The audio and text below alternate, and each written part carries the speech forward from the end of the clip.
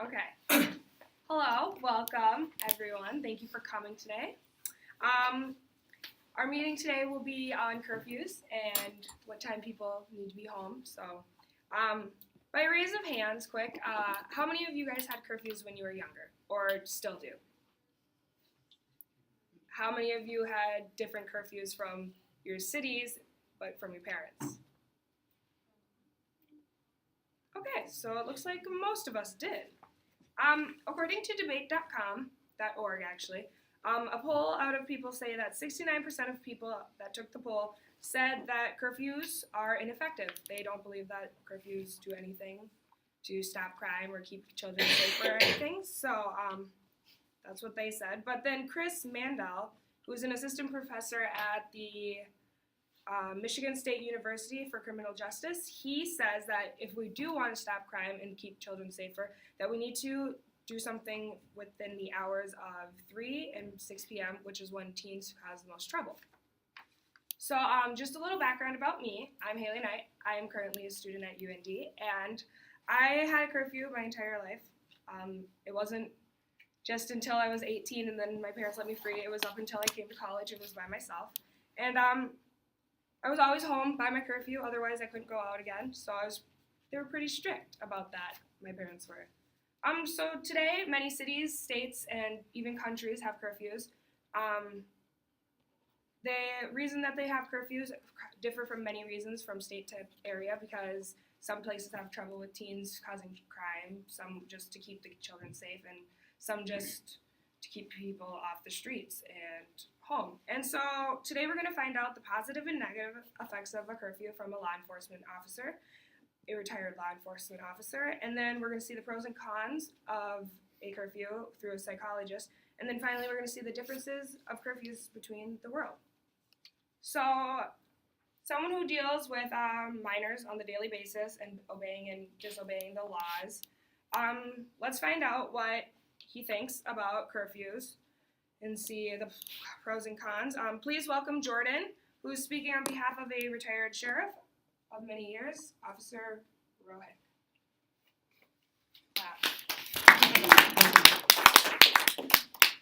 Tell us a little bit about yourself.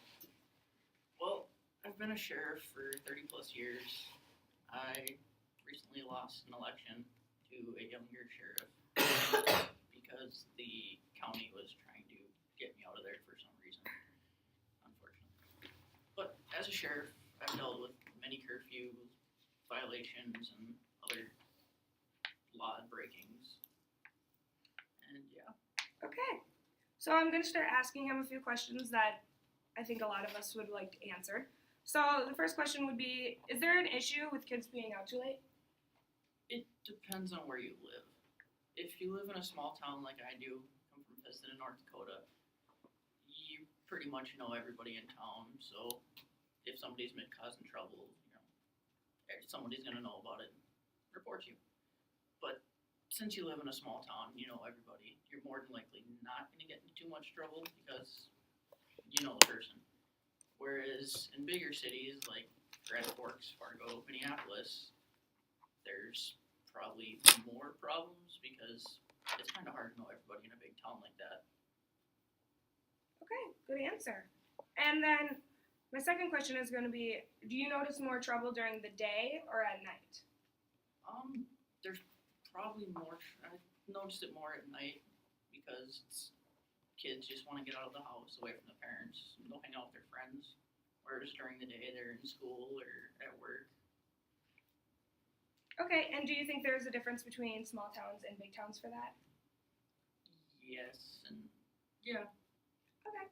And then my third question is going to be, do you notice what's about the average age that you find for kids who are out past curfew? It's mostly high schoolers I noticed that have just gotten their driver's license and want to go hang out with friends, get away from mom and dad, and do what teenagers do. And do you see a pattern of the same kids reoccurring, getting in trouble? Yes. Yes? Okay. And then for the children here, we would like to know, what are the consequences that you can get?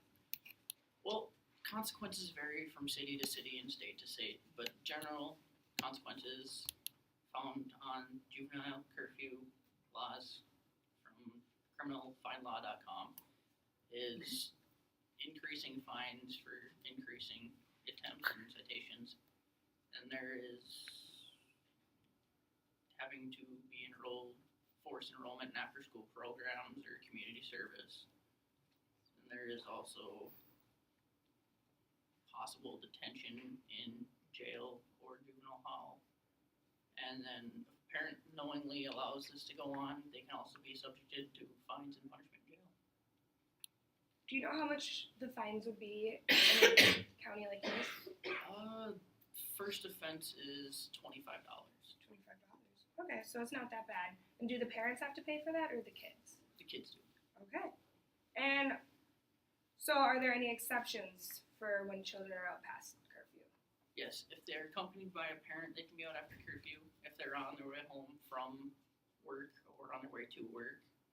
If they're going to an after-school event or a religious event, they're running an errand for a parent on strict orders, or there's an emergency. Okay, and so when you say that they're coming back from work or going to work, if it's about 2 a.m. on a Wednesday and they say that they're coming back from work, do you tend to notice that if they're telling the truth or if they really were coming back from work? If it's 2 o'clock in the morning, we'd question it, because what teenager works until 2 in the morning? True. Okay, thank you. So our next person that we're going to speak to about curfews is she looks into the mind of children and their parents and sees what kind of effects, pros and cons that we deal with when we have curfews. And the main question that she deals with is, are children or parents choosing the curfews that are set? And so please welcome Dr. Ray Gardadette. She's a licensed clinical psychologist in private practice. She holds a bachelor's degree in art from the University of Rochester, and her doctorate's degree is from Rutgers University. She won a psychology award in 2001 and is the author of 6 books. Please welcome Dr.